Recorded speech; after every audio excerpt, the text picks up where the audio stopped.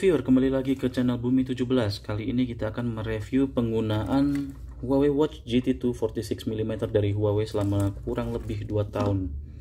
Jadi saya sudah pakai jam tangan ini selama kurang lebih 2 tahun, dan kita akan membahas beberapa kelebihan dan kekurangan dari Huawei Watch GT2 ini. Uniknya dari Huawei, jam tangan ini masih dapat update rutin, sekitar mungkin 3 bulan sekali ya, sampai 4 bulan sekali. Dan barusan kemarin dapat update yang cukup besar, yaitu sekitar 200 mega, dan saya kasih linknya. Update tersebut cukup signifikan, dan kali ini saya akan menjelaskan apa saja update yang sudah diberikan Huawei untuk jam tangan ini. Yang pertama, seperti yang kalian lihat di pojok itu ada logo gembok. Jadi ketika dibiarin, ketika tidak digunakan, ia akan meminta Anda untuk memasukkan PIN. Oke, kita pinnya yang gampang aja untuk ini. Jadi fitur safety-nya ditingkatkan. Kemudian Kemudian update yang kentara lagi adalah di sini ada fitur tambahan satu lagi ya, namanya drain. Ketika kita pencet, dia akan mengeluarkan suara apabila jam tangan ini habis dipakai berenang atau bermain air. Dia akan mengeluarkan suara seperti ini. Nah, di sini saya kedengaran. Minta shake. Oke. Kemudian ketika kita masuk ke setting, ada beberapa update lagi. Yang pertama ada di display, sisanya menunya masih sama kecuali di favorit. Sekarang kita bisa masukin shortcut layar. Ya, ada kompas, altimeter, barometer dan sebagainya. Kita bisa tambahin lewat sini ya. Di sini ada tambahan air pressure, call lock sama kontak. Jadi ada shortcut tambahannya. Kemudian di volume masih sama, ini masih sama, down button masih sama, dan ada tambahan tadi yang pin. Kemudian di sistem ada tambahan update. Jadi kita bisa ngecek di sini ya. Kemudian di sini ada tambahan, mungkin di sini ada beberapa tambahan di workout. Kemudian ada tambahan yang signifikan itu di barometer ya. Jadi di sini kita ada settingan untuk melakukan pengecekan apabila jam tangan ini mendeteksi ada penurunan pressure atau pressure drop. Di sini 2,5 hidropascal selama dalam waktu jangka 3 jam kurang. Itu artinya jam tangan ini mendeteksi adanya perubahan cuaca, di mana perubahan cuaca itu artinya akan terjadi badai dan sebagainya. Ini yang bisa kita setting.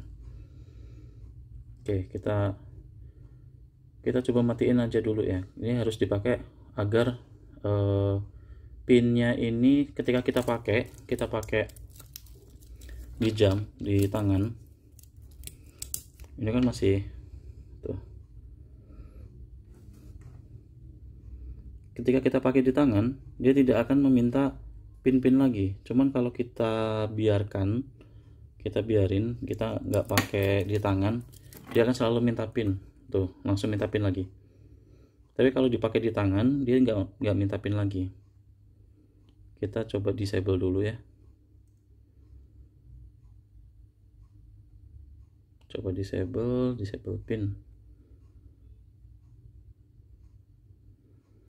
Oke, kita balik lagi. Jadi settingan barometer ini akan sangat berguna ketika kita tiba-tiba di suatu daerah, kemudian tidak ada perkiraan cuaca. Di sini saya setting 2,5 hidropascal dalam waktu 3 jam kalau misalkan ada drop.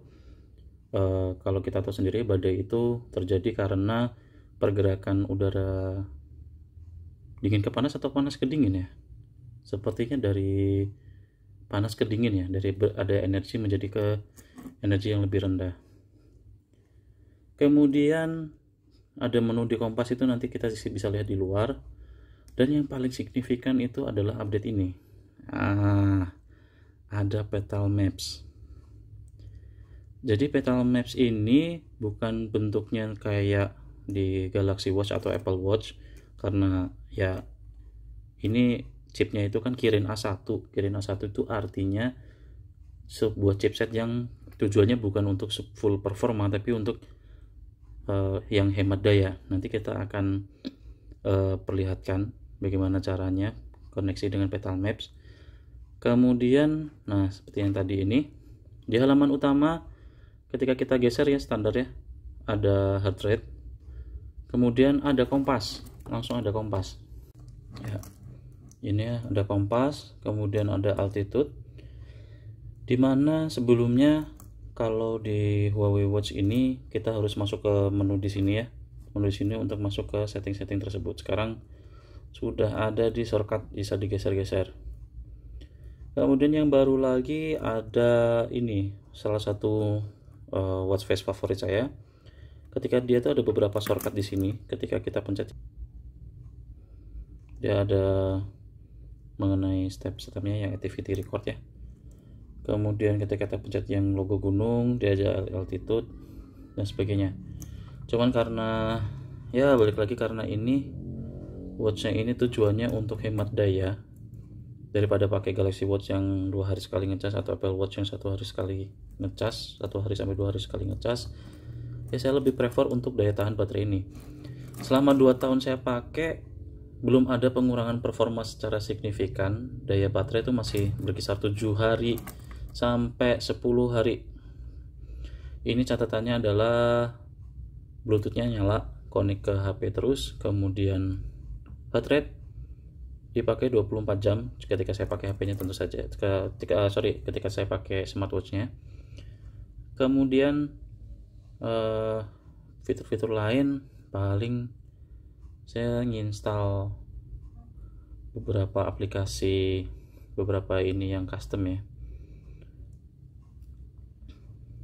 Misalkan ada yang custom seperti yang seperti ini, yang digital khas LCD, kemudian yang mirip kayak gini,